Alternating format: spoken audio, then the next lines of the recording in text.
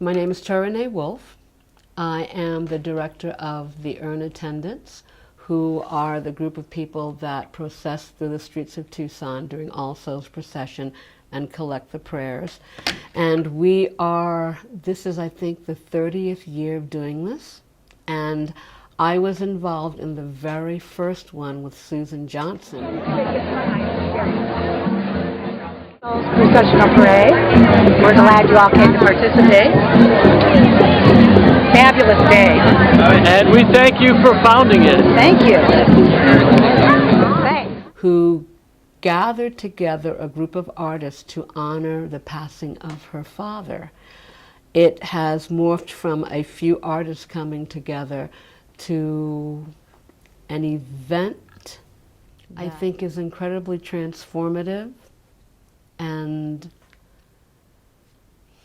incredibly meaningful. And I feel honored and delighted and pleased to be a part of it.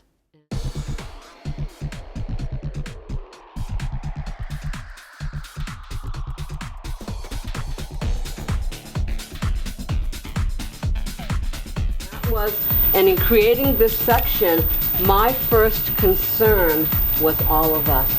That was my first concern, was all of us fitting, all of us feeling comfortable, all of us feeling like we were taken care of and there was still magic around us, and that we had a very beautiful spot. And when you said last week, you found a soft place to land.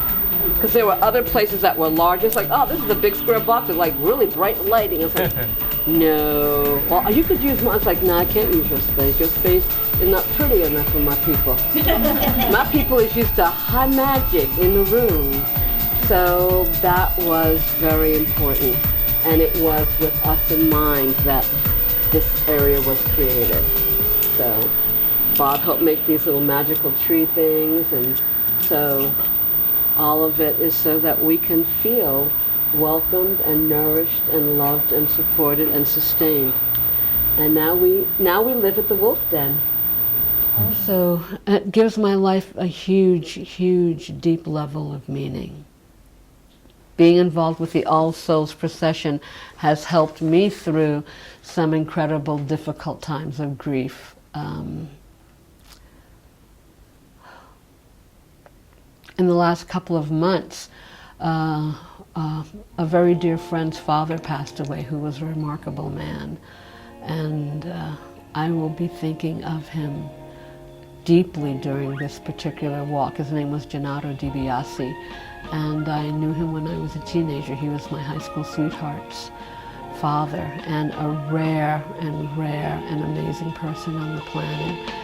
And while grieving and celebrating his life, it will add another level of potency while I walk and collect prayers from other people who have lost their loved ones as well.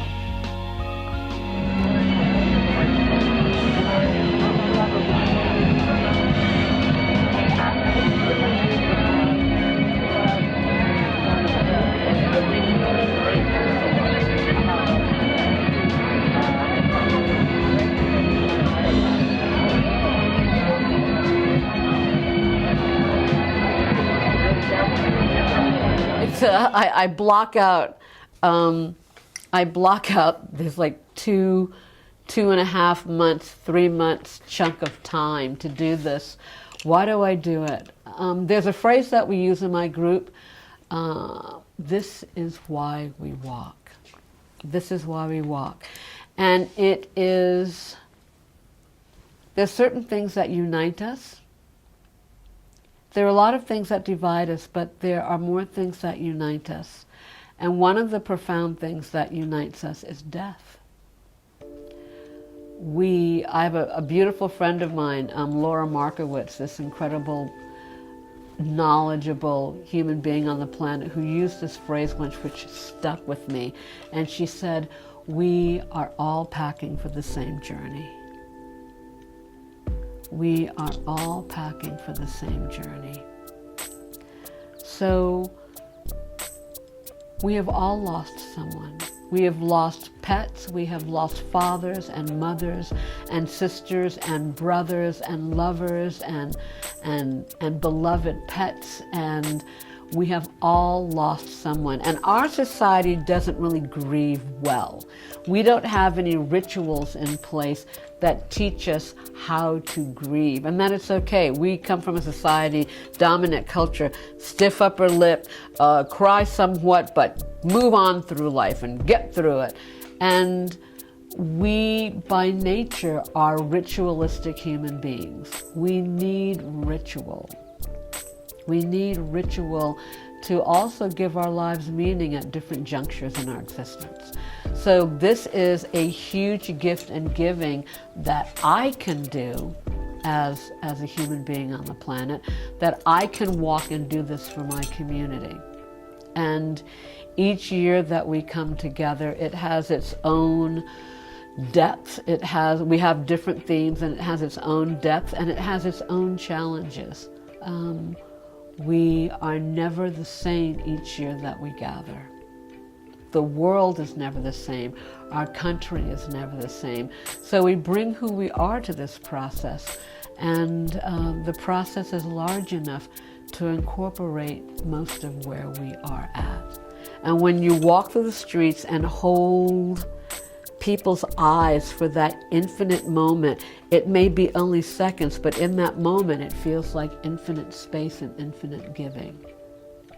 And there are people whose faces I remember even after years of doing this, where every now and then they will move across my heart, and I will wonder about them, or I will send a prayer to them, or when we see people's altars and see the pictures of what we call our beloved dead, it still moves and resonates inside my body and being.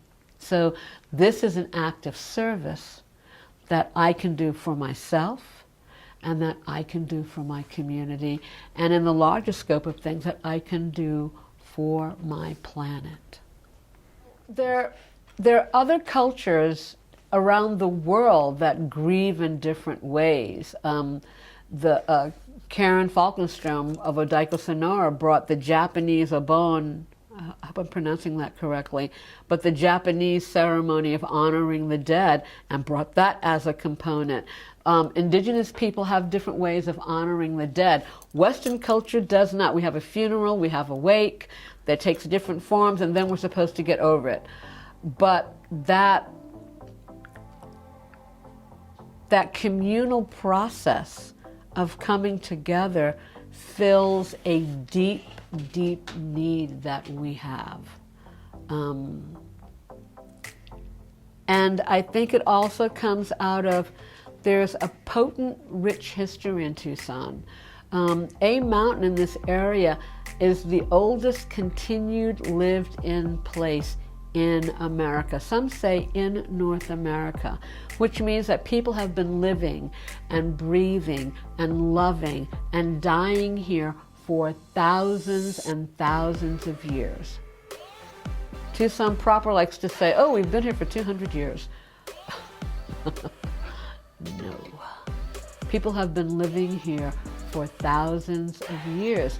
So there is that. There are the ancestors in the ground.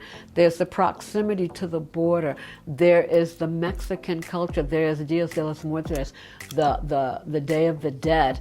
While we are not trying to copy that, it also comes out of Tucson has an incredibly rich artistic community and a circus community.